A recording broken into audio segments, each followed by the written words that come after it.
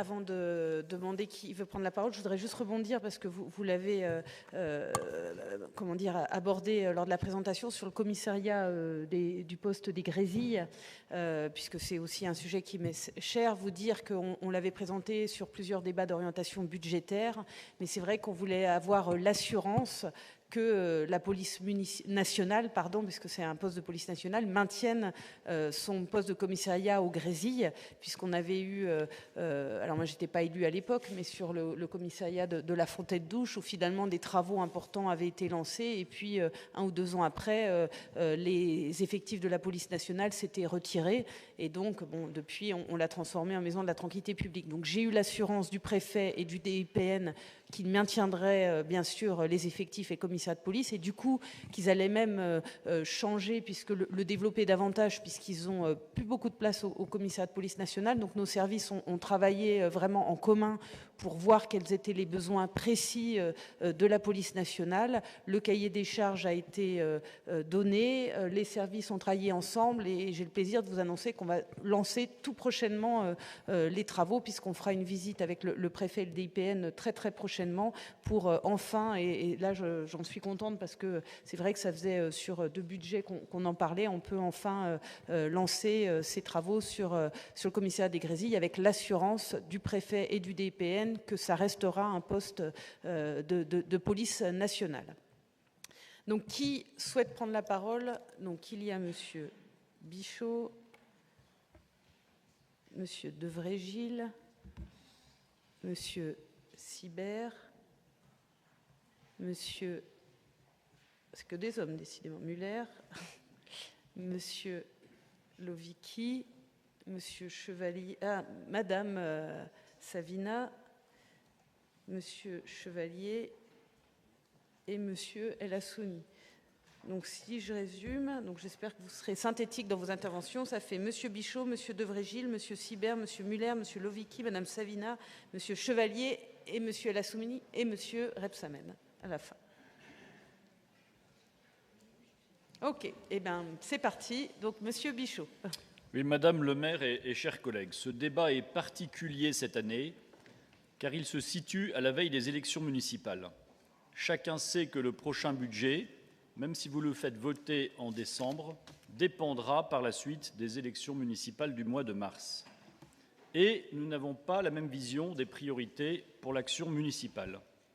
Nous souhaitons aller plus loin en matière de sécurité, s'agissant notamment de l'effectif de la police municipale ou de la vidéoprotection, puisque Dijon, selon un classement publié au mois de juin 2025 par Le Figaro, est classée 86e sur 108 villes de plus de 50 000 habitants pour le budget de sécurité par habitant.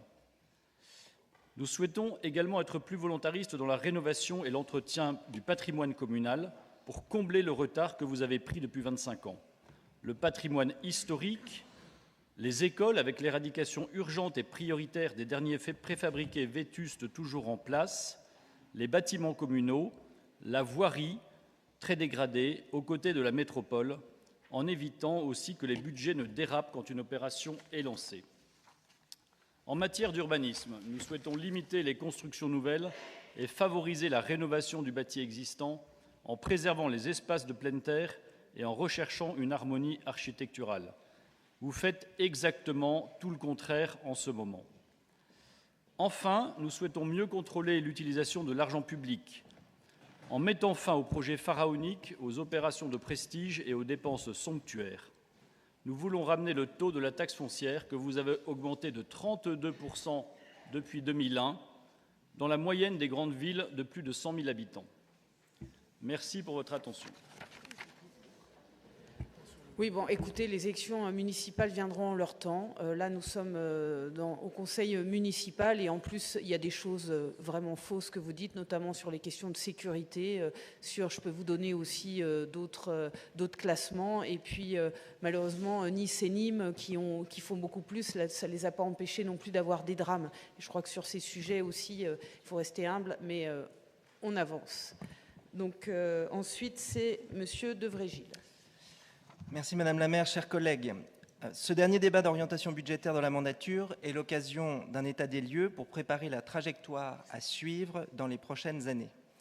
Si le document que nous étudions est une fois de plus très détaillé, avec des éléments de contexte remarquablement synthétisés par les services, le contexte est particulièrement difficile, vous l'avez rappelé, au niveau national, au niveau budgétaire et financier. Ce débat d'orientation budgétaire est en effet celui d'une veille de campagne, comme l'a rappelé notre collègue, où les arguments et les projets pour la ville sont encore cachés. Alors les éléments présentés sont plus ceux d'un bilan, et évidemment, en lisant le document, on serait presque tenté de rebaptiser ce débat d'autosatisfaction budgétaire. Bien sûr, il y a des thèmes que nous pouvons partager.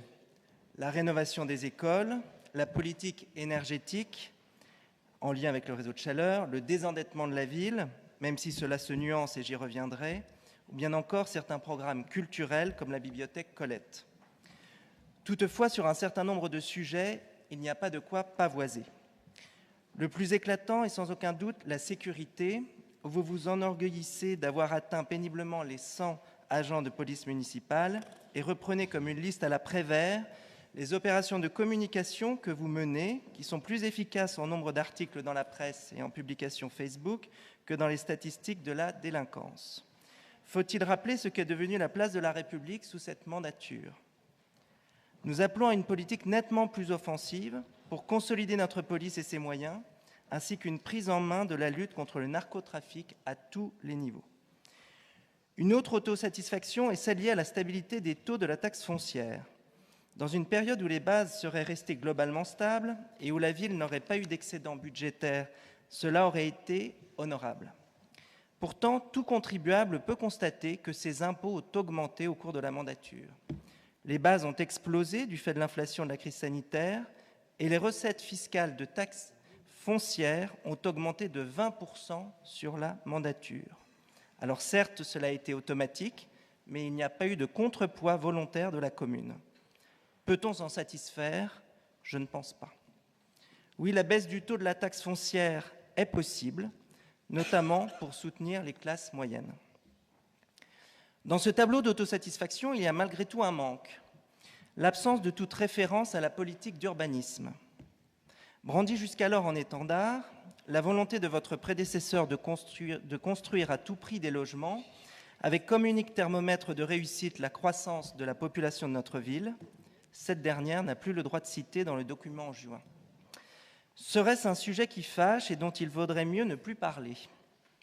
Que vous le vouliez ou non pourtant, un urbanisme déséquilibré, souvent qualifié de bétonisation de notre ville, est votre bilan.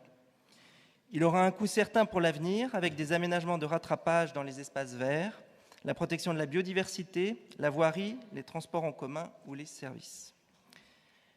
Sur un autre sujet, comme je l'indiquais en introduction, nous pouvons partager votre satisfecit au niveau de la réduction de la dette. C'est un fait. Toutefois, ce sujet mérite d'être relativisé. Tout d'abord, les grands projets de services publics sont désormais portés par la métropole, et l'endettement de la métropole est important. Il faut rappeler que la métropole est dirigée par la même équipe que celle qui dirige la ville. Le second point important qui relativise cette faible dette est le mur d'investissement qui nous attend au cours de la prochaine mandature, et vous ne le niez pas d'ailleurs. 2 chantiers fondamentaux nous attendent inéluctablement, car vous avez reporté depuis de trop longues années certains projets. Il y a évidemment le parc des expositions, qui est plus qu'en bout de course et n'est plus digne d'une capitale régionale comme Dijon. L'investissement à prévoir est considérable. Il y a également le patrimoine historique, dont certains bâtiments sont extrêmement dégradés, comme Notre-Dame ou Saint-Philibert, sans parler des Halles ou bien encore du musée archéologique. Dire que vous n'avez rien fait dans la mandature serait mentir, on peut penser à l'hôtel Bouchy d'Esterno. Toutefois, des choix stratégiques coûteux, comme celui de la Cité de la Gastronomie, pour laquelle l'autosatisfaction est peu crédible, tant elle constitue un fardeau pour la ville, interroge particulièrement sur votre sens des réalités face aux charges existantes de la ville. Le dernier point concernant la diminution de la dette est lié aux économies de fonctionnement. Certaines économies réalisées par le passé sur l'entretien du patrimoine bâti ou nos espaces verts et voiries, par exemple, rendent nécessaires de nouveaux investissements. Entendons-nous bien, contenir les dépenses de fonctionnement est un principe sain, surtout quand on sait que la moitié de ces dépenses sont des dépenses de ressources humaines. Mais je l'ai déjà dit dans cette enceinte, il faut arbitrer la baisse des dépenses de fonctionnement au regard des surcoûts d'investissement potentiels. Voilà, chers collègues, nous ne partageons bien sûr pas votre autosatisfaction générale sur votre bilan de mandature.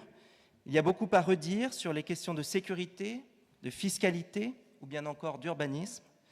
Vos choix budgétaires ont permis un désendettement, mais qui est en partie un mirage devant les investissements inéluctables qui nous attendent et que vous n'avez pas souhaité assumer jusqu'ici. Nous devrons les porter demain avec un contexte moins favorable, tant du fait de la fin de nos excédents budgétaires que du fait de la dégradation des conditions d'emprunt. Nous proposerons avec détermination une autre orientation politique au Dijonais en mars prochain. Le temps des propositions viendra. Je vous remercie. Bon, on a bien compris que vous utilisez ce conseil municipal comme une tribune pour les prochaines élections. On n'y est pas. Attendez un petit peu, ça va venir vite. Et puis je voudrais juste dire pourquoi on ne serait pas satisfait d'avoir un bon budget qui en plus a été souligné par le rapport de la Chambre régionale des comptes.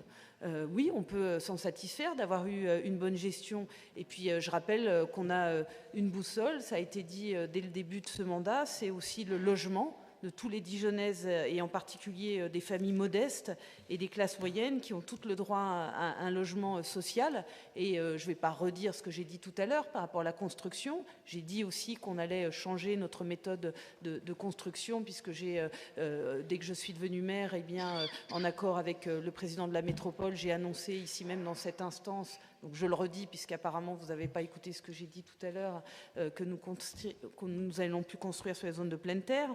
Notre boussole, c'est aussi la mixité sociale, c'est important. Notre boussole, c'est aussi la végétalisation et de faire des espaces de fraîcheur. Notre boussole, c'est aussi la sécurité, la tranquillité publique, parce que c'est avant tout les personnes les plus modestes qui en sont les premières victimes. Et alors là, c'est de la démagogie pure et dure, là, le narcotrafic. Si vous pensez vraiment que c'est les communes et les policiers municipaux qui vont lutter, alors vous faites oui, moi j'étais avec vos collègues, j'étais avec Christophe Béchu, j'étais avec David Lisnard, on m'a fait intervenir aussi avec le maire d'Orléans sur les questions de sécurité, sur l'ouverture plénière du congrès de l'AMF. Alors c'est peut-être de la com, comme vous dites, mais c'est en tout cas des maires des partis que vous soutenez qui me demandent d'intervenir justement sur ces sujets. Et je peux vous dire, alors vous n'étiez pas à ce sujet, mais écoutez, je pense que ça a été mis en replay, toutes et tous, et David Lisnard l'a dit dans ses propos introductifs, et Christophe Béchu également, le narcotrafic, ça reste une compétence de l'État, et vous mentez aux gens si vous pensez que c'est les policiers municipaux qui vont s'en occuper.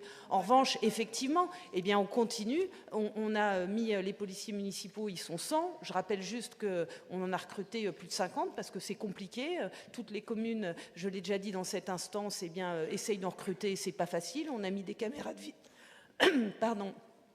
des caméras de vidéoprotection, mais lutter, c'est aussi s'occuper des petites incivilités du quotidien, c'est ce que la police municipale fait, c'est aussi s'occuper de ce qu'on appelle la prévention primaire, et je pense que sur ces sujets, vous n'avez pas de leçons à nous donner, parce que quand on présente avec l'État, on a répondu à un appel à projet de la Mildeka pour justement travailler sur ceux qui sont guetteurs ou sur les consommateurs, pour aussi, parce que les consommateurs, il faut faire de la répression et aussi il faut faire de la prévention, et que vous votez pas une délibération sur ce sujet ici même, écoutez, on n'a pas de leçons à recevoir. Alors, on a bien compris, vous déroulez, alors je pense qu'après, ça va être M. Sibert, ça va être tous, parce que vous êtes toutes et tous en compétition interne, mais s'il vous plaît, ayez du respect pour cette institution et pour les Dijonnaises et les Dijonnais. On est là pour faire un débat d'orientation budgétaire, on est là pour voter des budgets, des rapports, et puis la campagne viendra en son temps.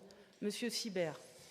Eh bien, merci Madame le maire. Alors je vais prendre un peu votre contre-pied puisque je n'ai pas prévu de faire campagne électorale ici. Et en plus, tout a été dit et très bien dit par mon collègue Henri Bénigne de Vrégil. Je vais simplement m'arrêter sur 3 points de vos orientations budgétaires. Vous ne parlez pas de M. Bichot non plus? C'était pas bien ce qu'il a dit? Ah mais... Alors, je peux distribuer les bons points, mais malheureusement, ce n'est pas moi qui décide aujourd'hui. Pas encore, en tout cas. Alors, je vais simplement m'arrêter sur 3 points de vos orientations budgétaires 2026. Premier point, nous avons bien pris connaissance des projets de travaux dans plusieurs accueils de la petite enfance. Bien sûr, je les soutiens car il en va de la sécurité des enfants dijonnais et du personnel. Mais pourquoi n'avoir toujours pas engagé un plan pluriannuel d'investissement ciblé sur les bâtiments accueillant les tout-petits. Les travaux que vous présentez aujourd'hui dans vos orientations budgétaires, je parle des orientations budgétaires 2026, ne sont en réalité que la réparation d'une erreur de gestion qui a été clairement pointée par la Chambre régionale des comptes. Elle vous demandait d'anticiper, vous avez repoussé et aujourd'hui vous rattrapez les retards dans l'urgence. Symptomatique. Deuxième point, de vos orientations budgétaires 2026, Madame la maire, vous annoncez une hausse de 1% des tarifs municipaux en 2026, une hausse que vous tentez de minimiser, mais qui va peser sur les mêmes familles. Regardons la réalité. 1% de 54 centimes sur le tarif de la pause méridienne, 1% de 54 centimes, le tarif le plus bas, c'est 1 centime de plus par repas. 1% de 3,59 € que vous annoncez comme le tarif moyen, c'est 4 centimes par repas. 1 euro de 7,40 € qui est le tarif le plus élevé pratiqué pour les familles dijonnaises, c'est 7 centimes par repas. Ceux qui payent 7,40 € aujourd'hui, ce sont les familles qui contribuent déjà le plus. Ce sont elles qui vont encore payer davantage. Vous parlez de solidarité, mais le principe s'inverse. Aujourd'hui, certaines familles ont plus intérêt à retirer leur enfant de la cantine pour faire des économies plutôt que de participer à l'effort collectif. Et au détriment même de la mixité sociale que vous présentez comme une de vos priorités. Voilà où nous mène votre politique tarifaire. C'est symptomatique. Et troisième point, de vos orientations budgétaires, Madame la maire, page 107, vous souhaitez en 2026 achever la mise en œuvre des engagements pris en 2020 devant les Dijonnaises et les Dijonnais. Sauf que plusieurs engagements ne sont pas tenus et ne seront pas tenus. Prenez l'engagement numéro 93 du projet municipal que vous avez porté avec Monsieur le Président de la Métropole. L'engagement numéro 93 de 2020, sécuriser la place de la République. Nous n'avons pas de sécurisation, pire, nous avons une zone à éviter, quasi une no-go zone, dont les Dijonnais se détournent parce qu'ils ne savent pas s'ils vont pouvoir s'amuser et rentrer sains et saufs chez eux. C'est cela la réalité de vos engagements non tenus. Et pendant que nous parlons d'engagement, permettez-moi de vous rappeler encore une fois, ça a été dit, l'engagement numéro 1 de votre programme, geler les taux d'impôts locaux. Or, non seulement les impôts n'ont pas été gelés, mais en effet, ils ont augmenté de 140% pour la part métropolitaine. Là encore, c'est symptomatique. Voilà ce que j'ai souligné de vos dernières orientations budgétaires du mandat, Madame la maire. Et voilà ce que j'attends dans votre projet de budget primitif et ce qui me permettra de voter contre votre dernier budget. Merci.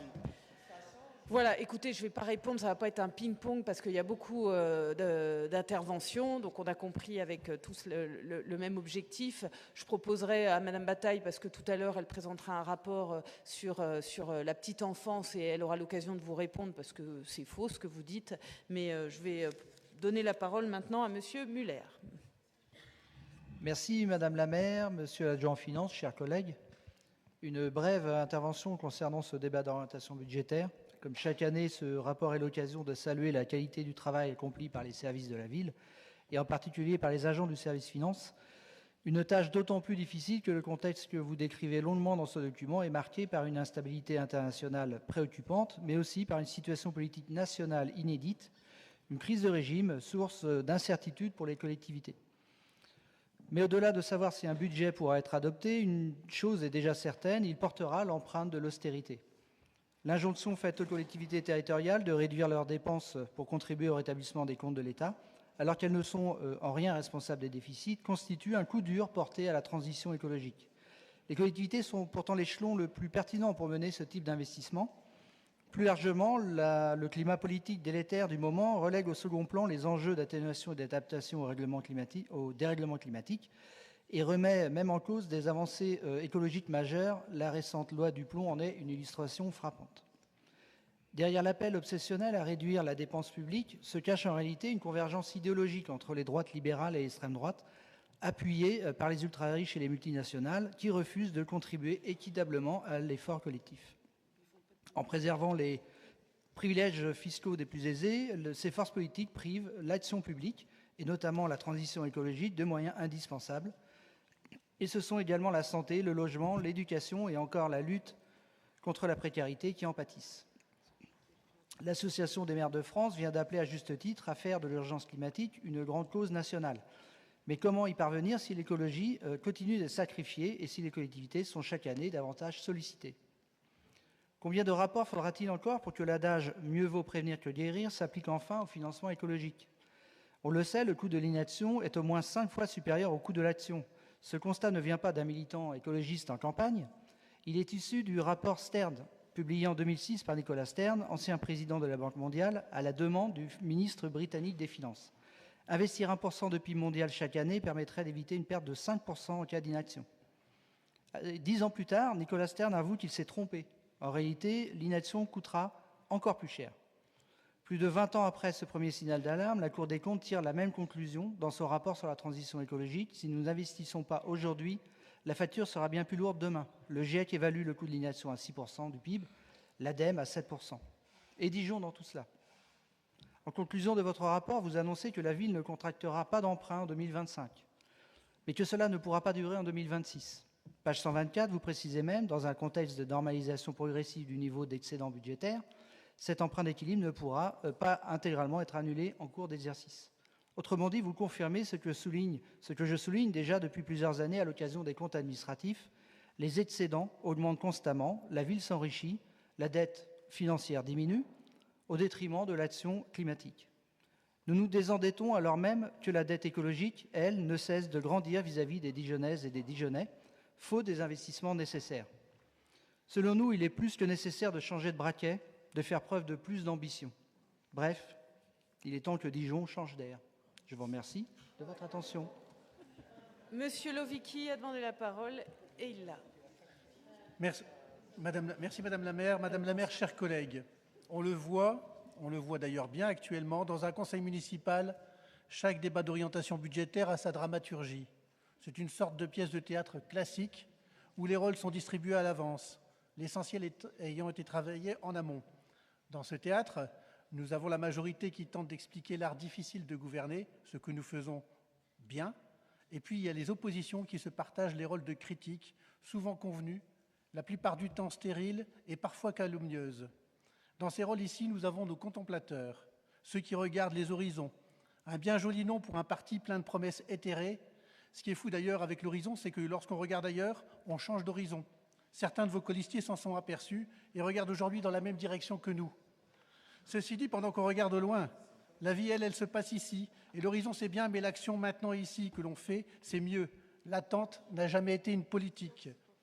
Nous avons également quelques loups républicains qui se battent entre eux et qui proposent la même vieille recette que papa et grand-papa républicain, et gageons qu'ils seront tous dans la même meute très bientôt. Les interventions le démontrent. Et puis, il y a nos collègues de l'opposition écologique, et toujours prompts à donner des leçons, mais beaucoup moins à faire des choix concrets. Les lentillères en furent un exemple, contre l'installation définitive des lentillères quand ils étaient avec nous jusqu'en 2020, et pour cette installation des lentillères quand ils sont contre nous aujourd'hui. Ils veulent tout de suite, la ville plus verte que verte, la ville plus dense pour éviter l'étalement, mais sans s'étaler et sans se densifier. Bref, une ville plus idéale qu'idéale, et contrairement à ce qu'ils disent, ça n'est pas une litanie, cela s'appelle des injonctions paradoxales. Mais gouverner, ce n'est pas choisir entre le 100% faire et le 100% rien, c'est avancer pas à pas, de manière crédible, cela s'appelle avancer avec responsabilité. Et en matière d'écologie, nous n'avons aucun renoncement. Nous sommes tout autant conscients que vous de l'urgence climatique, et d'ailleurs vos anciens amis verts l'ont bien compris en nous rejoignant. Dans ce débat, convenons-en, les Verts ne manquent pas d'idées cependant. Ils manquent juste de mémoire. Regardons les faits et les chiffres et nos réalisations. Parce qu'à un moment donné, il faut que les paroles rejoignent les actes, et c'est ce que nous avons toujours fait avec une écologie de l'action. Nos investissements parlent pour nous. Dans la rénovation thermique, les réseaux de chaleur, les mobilités douces, les espaces verts, les énergies renouvelables, le quartier réponse à énergie positive, la ville nourricière, les projets TIGA, Prodige, et bien évidemment, je ne vais pas refaire le débat précédent sur le développement durable, mais c'est tous ces investissements qui font avancer la transition écologique concrètement et sans idéologisme. Et cela, chez vous, les Verts, vous ne pouvez pas le nier, même si la mémoire vous fait défaut. Et puis, nous avons nos Cassandres attitrés. Ce n'est pas toujours les mêmes. Là, j'ai remarqué que ce soir, ils avaient un peu varié. mais chacun le reconnaîtra, pour qui chaque daube est l'occasion de nous annoncer les 7 plaies d'Égypte, avec qui nous ne sommes plus dans une pièce de théâtre, mais carrément dans la commedia dell'arte. Sa partition est immuable, les dépenses sont forcément une gabegie, les impôts une spoliation, l'argent doit être rendu dans l'intérêt des vrais Dijonnais, et l'avenir avec notre majorité ne peut être que sombre. C'est la posture facile de la critique systématique, de la dénonciation souvent calomnieuse, et ces condamnations par la justice en sont une preuve parmi d'autres, critique qui, à force de se vouloir tonitruante, finit par n'être qu'un bruit de fond, une sorte de rhétorique bien huilée, mais également bien fatigante au conseil municipal. À force d'être répétée, elle a quand même un défaut majeur, elle se heurte au réel. Et le réel, ce sont les chiffres que nous a annoncés M. Desailly, qui, contrairement aux postures, sont têtus. Parlons-en de notre budget. Pour la 10e année consécutive, nous votons un budget sans en augmenter les taux d'imposition. Je le répète pour que ça imprime bien à tous, 10 ans. Dans le contexte national que chacun connaît et qui, je l'avoue, est déprimant par bien des égards, entre les crises de l'Assemblée nationale et le désengagement de l'État, notre budget est tout sauf anodin. C'est le fruit d'une gestion non pas idéologique, mais pragmatique, responsable, celle que M. François Bayrou et M. François Rebsamen auraient aimée au niveau national. Est-il besoin de rappeler le grand Barnum actuel avec, dans le rôle de clown triste, M. Lecornu? À Dijon, au contraire, notre capacité de désendettement est inférieure à 3 ans, bien en deçà de tous les seuils d'alerte. Cette maîtrise, cette orthodoxie financière dont vous prétendez détenir le monopole, nous l'appliquons, nous la mettons au service des Dijonnais, de tous les Dijonnais et pas seulement des vrais Dijonnais. Y a-t-il vraiment des vrais Dijonnais? Ça, je ne le sais pas. Car voilà la différence fondamentale. Quand vous additionnez des chiffres, nous additionnons des réussites et des réalisations. Ce budget que vous critiquez par principe, c'est celui qui nous permet de maintenir un niveau d'investissement volontariste avec près de 57 millions d'euros et qui finance la transition écologique, la transition énergétique, le changement climatique, qui rénove nos écoles, embellit nos rues, nos parcs, soutient notre tissu associatif, si précieux. Donc gouverner n'est pas commenter, c'est choisir, arbitrer, c'est agir dans un monde complexe et non rêver d'un monde parfait qui n'a jamais existé. Alors que ces Cassandres continuent à être des comptables acariates de prétendus malheurs des Dijonnais, qu'ils continuent à se complaire dans des rôles de censeurs, pendant ce temps-là, nous continuerons à construire et à transformer et à faire avancer Dijon. Nous préférons la fierté de nos réalisations au confort des critiques stériles, car ce budget est une feuille de route, responsable, car nous savons chaque euro compter dans un contexte national et international que nul ne peut ignorer, ambitieux, car nous refusons de mettre la ville sous cloche, et nous continuons d'investir massivement, protecteur, car nous faisons le choix de maintenir un service public de très haute qualité, un bouclier essentiel pour les plus fragiles, et clairement écologique, malgré une offensive internationale sans précédent des climato-sceptiques, nous ne baisserons pas les bras face à ces enjeux. Aussi, bien évidemment, chacun l'a compris, notre groupe est solidaire de l'action de cette belle équipe municipale d'Union. Nous rendons également hommage au travail des services et apportons un soutien plein et total à notre maire, Nathalie Kunders, pour sa politique pragmatique. Notre engagement va évidemment bien aussi à son adjoint aux finances, M. François Desailly, architecte de notre vision budgétaire. Je vous remercie. Merci, Monsieur Lovicki. Quand vous parlez des vrais Dijonnais, vous parlez des Dijonnais de 7 siècles, c'est ça? Madame Savina a demandé la parole et elle l'a. Madame la maire, chers collègues, avant tout, un grand merci aux services financiers de la ville pour la qualité de leur travail et leurs éléments. Notre débat annuel sur nos orientations budgétaires constitue toujours le point d'orgue des échanges au sein de notre Assemblée. Nous avons été élus par les Dijonnais non seulement pour conduire les affaires de la ville, mais bien pour continuer à leur offrir autant que possible une vie quotidienne agréable grâce à des services de qualité dans un contexte devenu incontestable, le changement climatique et l'effondrement de la biodiversité, sauf pour les climato-sceptiques d'extrême droite. La réduction des émissions de gaz à effet de serre et notre adaptation au réchauffement climatique sont en effet devenues primordiales et doivent nous guider dans nos choix, dans les domaines aussi variés que le logement, le transport, l'entretien du patrimoine scolaire, les prestations périscolaires, notamment la restauration, l'offre et les activités sportives et culturelles. Nous ne nous attarderons pas sur le contexte confus, voire anxiogène des situations politiques et financières nationales et du climat international marqué par la montée banalisée de l'extrême droite internationale ainsi que par les conflits en cours en Europe ou dans le monde. Nous nous attacherons en revanche à rassurer les Dijonnaises et les Dijonnais sur la solidité de la situation financière de leur ville, sa capacité incontestable à affronter les mauvais vents qui probablement, voire assurément, nous feront face. L'excellente situation financière de notre ville se mesure dans la constance de chiffres clés. Sa capacité d'autofinancement, le niveau de la dette, sa capacité de désendettement constituent un indicateur particulièrement intéressant, car révélateur de sa bonne santé et présence. Comparons-nous à 12 autres villes de France à population équivalente, comme Angers, Grenoble, Saint-Denis, Nîmes, Aix-en-Provence, Clermont-Ferrand, Villeurbanne, Le Havre, Saint-Étienne, Reims, Toulon et Rennes.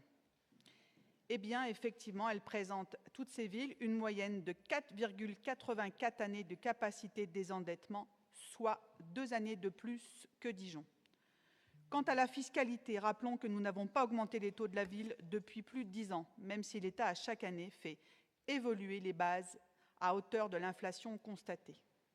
Notre ville a et continuera d'avoir la capacité d'améliorer le quotidien des habitants, des usagers et des associations en renforçant la tranquillité publique et en poursuivant les projets qui facilitent la vie de tous, de réduire notre impact environnemental et d'intégrer l'adaptation climatique dans toutes nos politiques. Comme cela a été rappelé précédemment, cela se traduira par l'achèvement du projet Réponse au quartier de Fontaine-Douche, le raccordement de nouveaux équipements municipaux au sein du réseau de chaleur, la création, l'extension ou la rénovation de parcs et espaces végétalisés, maison du colonel Mirande, parvis de la Minoterie, parc Tivoli-Sainte-Anne, jardin japonais et de nombreux squares de quartier. C'est aussi un soutien renforcé aux mobilités actives en lien étroit avec Dijon Métropole, avec l'installation d'arceaux de vélo partout où c'est nécessaire, la création d'une passerelle sur le canal au niveau de l'avenue Jean Jaurès, attendue par les piétons et les cyclistes, la poursuite des aménagements cyclables en site propre, le développement de zones apaisées, des zones 30 dans tous les quartiers, l'offre de location de vélos courte ou longue durée à des tarifs accessibles, la systématisation et la prise en compte de la biodiversité, de l'intégration paysagère et de la gestion de l'eau dans tous nos investissements, de poursuivre le travail exemplaire engagé dans la restauration scolaire. Oui, je dis exemplaire, avec des repas de grande qualité composés de produits bio et reconnus, un dispositif innovant comme Chouette Cantine, une réduction de déchets de 54% depuis 2018, et l'évolution vers des contenants plus écologiques. De maintenir un niveau de solidarité grâce à une action sociale forte et à une tarification adaptée aux revenus des familles. De renforcer le lien social dans tous les quartiers en soutenant les maisons d'éducation populaire, véritables piliers de la vie de proximité. De faire rayonner Dijon par son attractivité culturelle, sportive, commerciale et touristique. Enfin, d'embellir toujours Dijon davantage encore et encore notre ville. Dijon est belle, est déjà belle. Nous voulons continuer à la rendre encore plus agréable et accueillante. En conclusion, je veux le dire avec force, notre gestion est solide, maîtrisée et reconnue. La Chambre régionale des comptes ne s'y trompe pas. Elle qualifie les comptes de la ville de Dijon de très satisfaisants, je la cite. Cette appréciation indépendante est un marqueur clair. Elle confirme que nos choix budgétaires sont justes, cohérents et qu'ils préparent l'avenir plutôt que de le compromettre. Dans un contexte national instable, où certains se complaisent dans les caricatures et les discours de peur, Dijon fait la démonstration que la rigueur financière peut aller de pair avec l'ambition écologique, la solidarité et l'amélioration constante du cadre de vie. Nous continuerons donc à investir pour l'avenir, à défendre nos services publics, à porter une vision qui protège les Dijonnais et Dijonnais et qui renforce le rayonnement de notre ville. Nous ne fléchirons pas, nous avons la méthode, les résultats et désormais une validation officielle qui vient conforter notre trajectoire, car c'est cette confiance collective qui doit nous guider. Je vous remercie. Merci, Madame Savina. Je passe la parole maintenant à Monsieur Chevalier. Oui, Madame la maire, Monsieur l'adjoint aux finances, chers collègues, je ne reviendrai pas sur le contexte national et international morose et angoissant dans lequel nous nous trouvons cette année encore à l'occasion de ce débat d'orientation budgétaire. Pour autant, avec Caroline Jacquemart et Claire Villemin, nous n'ignorons pas les conditions dans lesquelles il faut construire un budget communal qui, lui, a le devoir d'être à l'équilibre. Et en cela, nous remercions l'ensemble des services de notre ville qui œuvrent pour respecter ce cadre. Les orientations budgétaires qui nous sont ce soir présentées relève cette année encore de la sagesse et de la raison. Car il est sage de faire le choix de ne pas augmenter les taux de taxes foncières depuis désormais 10 années. Il est aussi raisonnable de maintenir une capacité de désendettement faible, équivalente à quasi 3 années, tandis que le seuil d'alerte est lui fixé à 12 ans. Il est également sage et raisonnable de maintenir un niveau d'investissement important, car c'est précisément ce dernier qui permet de mettre Dijon en avant par ses infrastructures en faveur du patrimoine, du sport, de la culture, etc. Les priorités que fait cette majorité municipale pour l'année 2026 sont une fois encore des priorités que j'appellerais de protection des Dijonnaises et des Dijonnais. Protection des habitants, protection des bâtiments, protection des aidants, des accompagnants, de ceux qui sont engagés auprès des personnes en souffrance. Voici les 3 priorités que je veux souligner à l'occasion de ce débat d'orientation budgétaire. Priorité à la protection des habitants.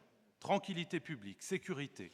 La ville de Dijon démontre depuis des années au quotidien, pas seulement sa volonté, mais bien son action aux côtés de la population. Avec désormais 100 policiers municipaux, notre police municipale est aujourd'hui en proximité dans chaque quartier et les Dijonnais le savent bien et nous en apportent chaque semaine des preuves au travers leurs courriers et nos échanges sur le terrain. Une police municipale armée, bien équipée, bien formée, qui répond aux phénomènes de délinquance dans le cadre des compétences légales qui sont les siennes et auxquelles toute notre société est confrontée, et pas seulement dans les grandes villes. La protection des habitants, c'est aussi la poursuite du déploiement de la vidéoprotection dans nos quartiers. Elle permet de veiller à la sécurité des usagers et de porter plus rapidement assistance et secours. Ainsi, cette fin d'année, ce sont les secteurs Granville, Grès-Mulhouse, Saint-Michel, Célérier, Port-du-Canal et rue d'Auxonne qui se voient équipés de ce dispositif. Je veux aussi avoir un mot pour les ASVP et notre brigade verte pour saluer leur travail et leur engagement du quotidien. On ne se rend pas toujours compte à quel point les incivilités en matière de stationnement, de déchets qui jonchent le sol, de chiens non attachés dans les espaces publics peuvent nuire au quotidien de la population. Merci à eux. Priorité ensuite au soutien des aidants, des accompagnants, des structures qui participent à protéger les Dijonnaises et les Dijonnais qui sont en souffrance et à maintenir de la cohésion sociale dans notre ville. Notre société est fracturée. Elle abîme parfois. Les raisons à cela, parfois la solitude, parfois le handicap, parfois la maladie, de plus en plus par les addictions, les violences intrafamiliales et laissent de côté des femmes et des hommes au bord du chemin. Devrions-nous fermer les yeux, tourner la tête et poser le regard uniquement sur ce qui va bien, laisser le phénomène s'amplifier, quitte à ne plus être du tout en capacité de les gérer? Notre ville a donc raison de s'engager dans la protection de ceux qui souffrent, au travers notamment le soutien financier aux structures accompagnantes. Je pense bien sûr à notre CCAS, à nos maisons de quartier, mais aussi à l'ASDAT, à la Codège, à la Banque alimentaire, à France Victimes 21 et à tant d'autres. Et nous pouvons remercier les femmes et les hommes qui, dans ces structures, œuvrent chaque jour pour apaiser, pour réconforter, pour accompagner. Enfin, priorité à la protection du bâti, du patrimoine exceptionnel de notre ville. Dijon est profondément engagé depuis des années et s'engage encore en 2026 à rénover, à embellir nos monuments et à préserver notre histoire. Saint-Philibert, Notre-Dame, le cellier de Clairvaux, la bibliothèque Colette, l'église Sainte-Anne sont autant de travaux d'aujourd'hui et de demain qui viendront magnifier Dijon et qui seront source d'attractivité pour l'ensemble de notre territoire métropolitain, départemental et régional. Il est donc fondamental de poursuivre cette politique de soutien à notre patrimoine historique. Protection des habitants, protection de ceux qui souffrent, protection des bâtiments, voilà, Madame la maire, mes chers collègues, ce que nous retenons de ces orientations budgétaires avec mes collègues du groupe indépendant et citoyen pour Dijon, des orientations que nous saluons, des orientations que nous soutenons. Et puis, pour terminer, puisque j'ai entendu un classement de Figaro, je vais donner un autre classement, le classement 2024 réalisé par Ville Data, et je dis ça puisqu'il semblerait qu'il y ait un fan club de David Lisnard dans cette salle, un classement par Ville Data relatif aux villes de plus de 22 500 habitants ayant le plus important taux de victimes par rapport au nombre d'habitants qui place Cannes 42e, alors que Dijon est 185e. Comme quoi, dans la vie, tout n'est pas tout blanc ou tout noir. Je vous remercie. Merci à Monsieur Chevalier pour ces propos, puis pour établir une certaine forme de vérité. Monsieur El Hassouni a demandé la parole et il l'a. Madame la maire, chers collègues, je tiens d'abord à remercier le service financier pour l'élaboration de ce budget, ainsi que notre collègue François Dessay pour son exposé clair et précis. Alors, le débat d'orientation budgétaire est un moment décisif et important pour notre collectivité, pour notre ville. Il traduit en acte la politique pour laquelle les Dijonnais et les Dijonnaises nous ont fait confiance en 2020. Nous mettons simplement, en toute fidélité, en œuvre le programme de la majorité municipale. Ce budget 2026, malgré un contexte national source d'inquiétude et d'incertitude, est le reflet de notre volonté de faire de Dijon une ville à vivre pour toutes et tous. Une ville écologique et résiliente. Une ville attractive qui continue de séduire en France comme à l'international. Une ville qui résiste plutôt bien aux turpitudes extérieures. L'État demande aux collectivités territoriales, et c'est inévitable, de faire un effort. Mais les collectivités territoriales ne sont nullement responsables de la dette abyssale de l'État et des déficits. Nous l'appelons d'ailleurs à la vigilance. Les collectivités locales ne sont pas une variable d'ajustement budgétaire. Nous sommes de véritables leviers pour l'économie locale, pour nos entreprises que nous soutenons, pour l'emploi non délocalisable sur nos territoires. Affaiblir les collectivités locales, c'est fragiliser l'ensemble de notre tissu économique et social. Alors, malgré ce contexte exigeant, Dijon continue d'affirmer sa résilience et son efficience grâce à une gestion saine et rigoureuse de ses finances. Les chiffres parlent d'eux-mêmes. Notre dette passera sous la barre des 100 millions d'euros fin 2025, son niveau le plus bas depuis 1988. Notre capacité de désendettement est proche de 3 ans, alors que le seuil d'alerte national se situe à 12 ans. Ces résultats témoignent d'une gestion responsable et visionnaire. Oui, notre ville est bien gérée, en témoigne le rapport de la Chambre régionale des comptes. C'est simplement le résultat de la stratégie gagnante portée de façon successive depuis 2001 par François Rebsamen et Nathalie Konders. Et voici un engagement que nous tenons avec fierté. Pour la 10e année consécutive, oui, une décennie, nous ne procéderons pas à une hausse des taux d'imposition municipaux. Concrètement, pas de hausse des taux de la taxe foncière sur le bâti, c'est-à-dire 0% d'augmentation.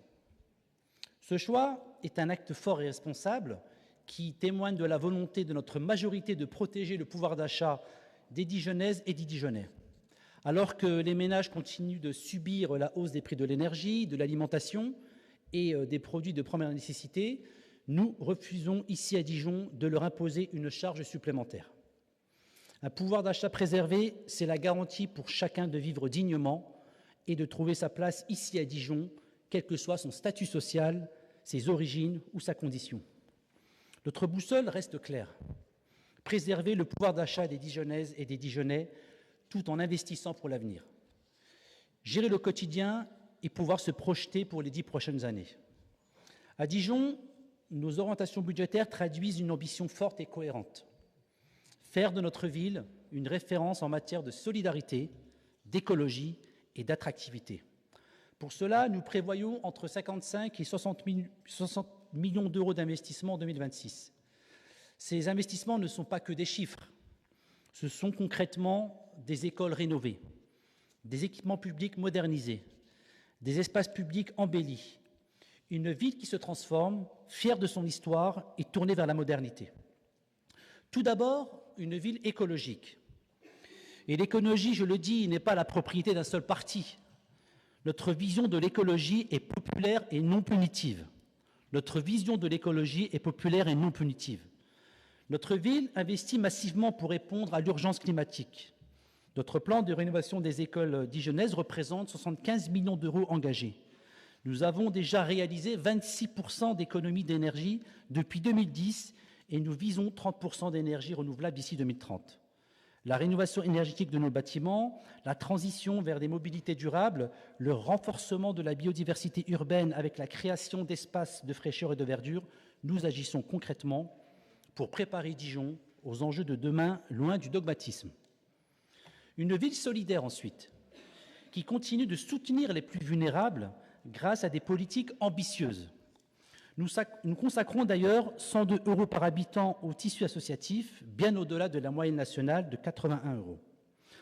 Je profite de l'occasion pour remercier les 4300 associations et les bénévoles qui donnent de leur temps.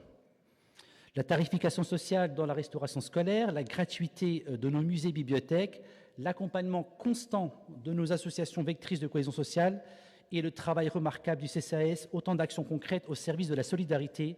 Oui, nous devons continuer à protéger les plus précaires. Dans nos cantines scolaires, nous servons 38% de produits bio et avons réduit le gaspillage alimentaire de 54%. C'est bon pour la santé de nos enfants, bénéfique pour la planète et pour nos producteurs locaux. Je vais dire un petit mot quand même sur le logement. Je n'avais pas prévu de faire cette incise, mais j'ai envie de poser des questions à l'opposition. Mais pourquoi tant d'égoïsme? Nous vivons une crise du logement et ici au sein des oppositions, je dis bien au sein des oppositions, vous osez rejeter l'idée même de proposer un logement décent aux familles. Mais quelle indécence! Quelle indécence! La réalité est douloureuse. Ouvrez les yeux. Suroccupation des logements, personnes sans domicile fixe, des femmes victimes de violences conjugales sans réponse adaptée ou encore impossibilité pour des jeunes de décohabiter faute de logement. Alors, je ne comprends pas cette hostilité des anti-logements qui se mobilisent, qui véhiculent des contre-vérités sur l'habitat en général. Mais concrètement, qu'est-ce que vous leur proposez à ces familles, à ces personnes âgées ou porteuses de handicap, à tous ces salariés, ces fonctionnaires? Qu'est-ce que vous leur proposez? Pas grand-chose à part des invectives. Que répondez-vous à ces gens-là? Rien, c'est le vide sidéral. À Dijon, le retard a été partiellement rattrapé.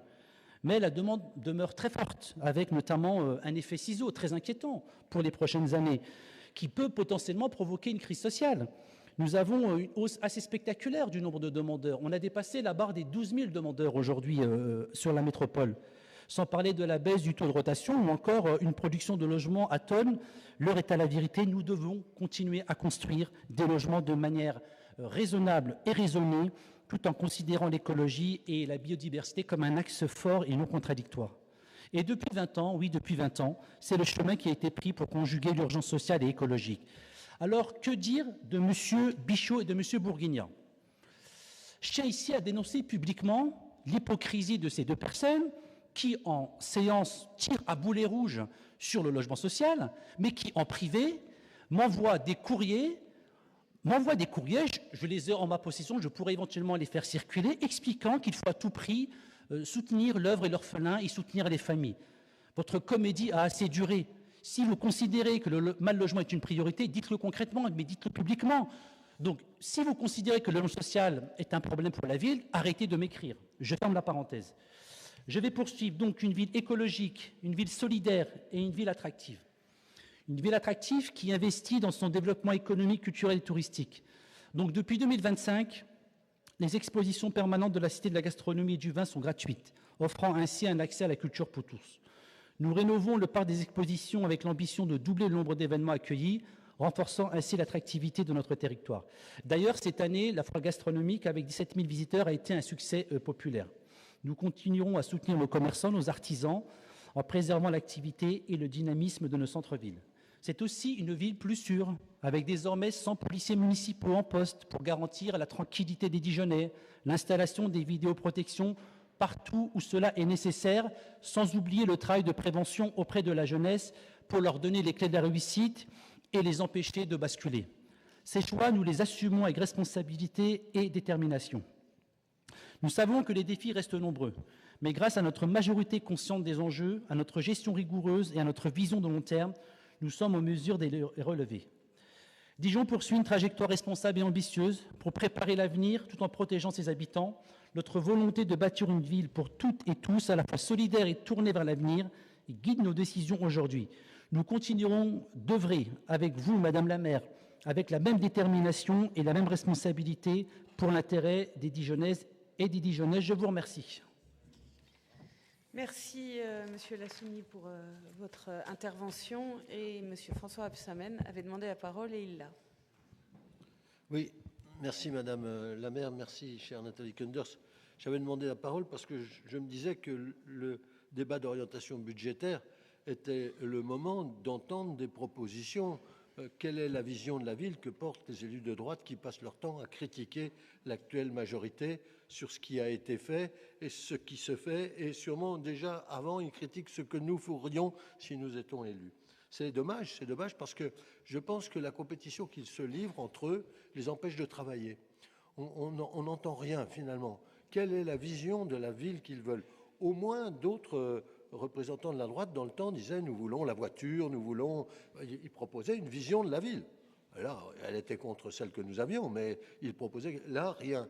Ils ont entendu que sécurité c'était bien, alors ils disent sécurité, ils crient sécurité, sécurité, sécurité, parce qu'ils ont vu que c'était premier dans les sondages. Mais ils ont bien compris que les habitants des villes, ils n'ont pas compris que les habitants des villes, eux, ils n'attendent pas de la municipalité de mettre fin au trafic de drogue. C'est le problème de l'État, c'est pas le problème de la municipalité. Donc ils disent des choses comme ça, ils ne savent même pas la densité qu'il y a d'habitants à Dijon par kilomètre carré. On peut leur poser la question, ils sont incapables d'y répondre parce qu'ils n'ont pas travaillé, ils ne travaillent pas. Tout ce qu'ils savent faire, c'est dénigrer. C'est vraiment dommage. Et contrairement à ce qu'ils pensent, les gens sont heureux de venir à Dijon. Alors évidemment, ça les gêne parce que c'est le solde migratoire. Vous savez, le solde migratoire, il y a le mot migration dedans. C'est un mot qu'ils n'aiment pas. Et donc, c'est pour cela qu'ils n'en parlent jamais. Mais tous ceux qui viennent à Dijon, ils viennent parce que la ville attire, parce que la ville est belle, parce que la ville, elle donne envie de progresser. Et donc, devant cette absence de proposition, je m'arrêterai là avec un grand regret. C'est bien de débattre en démocratie, mais pas avec des gens qui ne travaillent pas. Bien, merci, Monsieur le Président. Cher François Rebsamen, et je vous propose de finir sur ces propos et on va passer au vote. Et effectivement, nous, on est fiers de notre ville, on est fiers de Dijon et nous sommes fiers des habitantes et des habitants de notre ville. Donc, il faut prendre acte sur ce débat d'orientation budgétaire. Donc, qui souhaite ne pas voter pour prendre acte sur le DOB? Je n'en vois pas. Qui souhaite voter contre prendre acte sur ce DOB? Je ne vois pas. Donc, l'ensemble du conseil municipal prend acte sur le débat d'orientation budgétaire.